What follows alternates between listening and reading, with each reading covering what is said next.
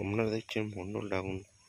দেখুন কি পরিমাণে ফুল এসছে এবং ফুলগুলো শুকিয়ে গেছে। এই শুকিয়ে যাওয়ার এগুলোকে কেটে দিতে হবে, নাহলে এখান থেকে ফাঙ্গাস অ্যাটাক হতে পারে।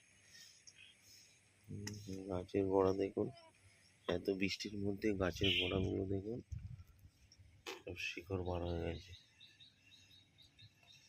এইগুলোকে আবার খাবার দিতে হবে।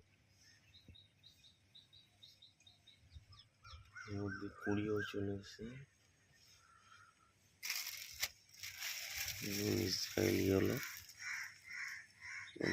ঢাকা থাকলে কালারটা দেখুন, একটা আলাদা আলাদা অনুভূতি। কালকে হারভেস্ট করা হবে।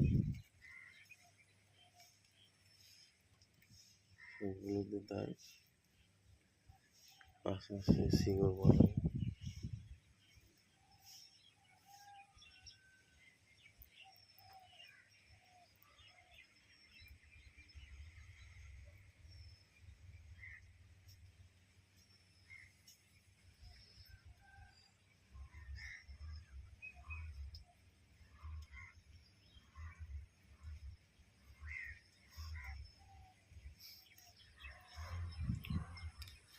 আপনারা স্ট্রাকচারের জন্য এই স্ট্রাকচারটাও বানাতে পারেন।